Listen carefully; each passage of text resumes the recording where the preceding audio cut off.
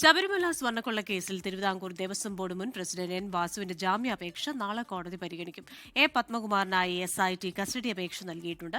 26-ന് പത്മകുമാറിന്റെ custody അപേക്ഷയിൽ വാദം കേൾക്കും. വിവരങ്ങളുമായി കൊല്ലത്തുനിന്ന് അരുൺരാജാണ് ചേരുന്നത്. അരുൺരാജ്, വിശദാംശങ്ങൾ. ക്രിസ്ത്യന, ശബരിമല സ്വർണ്ണമോഷണ കേസിലാണ് മുൻ ദേവസ്വം ബോർഡ് പ്രസിഡന്റായ എൻ വാസുവിന്റെ ജാമ്യാപേക്ഷ കോടതിയിൽ ഇന്ന് സമർപ്പിച്ചത്. ഈ ജാമ്യാപേക്ഷയിൽ മേൽ നാളെ കോടതി വിശദമായ വാദം കേൾക്കും. പക്ഷേ ഇക്കാര്യത്തിൽ എൻ വാസുവിനായി സമർപ്പിച്ച ജാമ്യാപേക്ഷയിൽ പ്രധാനമായും പറയുന്നത്, ഈ കേസ് നടക്കുന്ന സമയത്ത്, ഈ സംഭവം നടക്കുന്ന സമയത്ത് ചുമതലയിൽ താൻ ഉണ്ടായിരുന്നില്ല, തനിക്ക് ഉത്തരവാദിത്തപ്പെട്ട ഇക്കാര്യത്തിൽ ചുമതല താൻ വഹിച്ചിരുന്നില്ല എന്നുള്ളതാണ് എൻ വാസുവിന്റെ പ്രധാനപ്പെട്ട വാദങ്ങളിലൊന്ന്.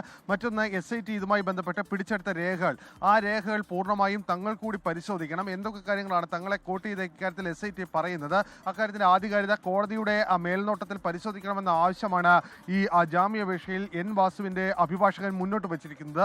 മറ്റൊന്ന്, ഈ കേസുമായി ബന്ധപ്പെട്ട് കഴിഞ്ഞ ദിവസം അറസ്റ്റിലായ ദേവസ്വം ബോർഡ് മുൻ പ്രസിഡന്റ് പത്മകുമാറിന്റെ കസ്റ്റഡിയാണ്. ഈ പത്മകുമാറിനെ കസ്റ്റഡിയിൽ വിട്ടുകിട്ടണമെന്ന് ആവശ്യപ്പെട്ടുകൊണ്ടാണ് SIT ഇപ്പോൾ കോടതിക്ക് മുമ്പാകെ അപേക്ഷ സമർപ്പിച്ചിട്ടുള്ളത്.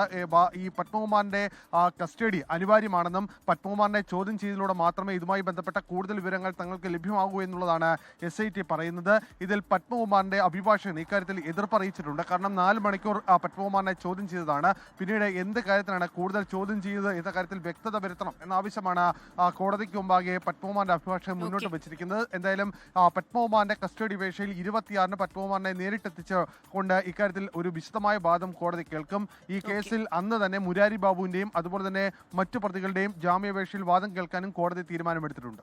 ശരി, അരുൺരാജാണ് കൊല്ലത്ത് നിന്ന് വിശദാംശങ്ങൾ നൽകിയത്. ലോകത്തെവിടെയായാലും ഏത് സമയത്തും 24 വാർത്തകളും ഓഗ്മെന്റഡ് റിയാലിറ്റി പാക്കേജുകളും എക്സ്പ്ലെയിനറുകളും വിശദമായി കാണാൻ ഞങ്ങളുടെ YouTube ചാനൽ നിങ്ങൾക്ക് സബ്സ്ക്രൈബ് ചെയ്യാം.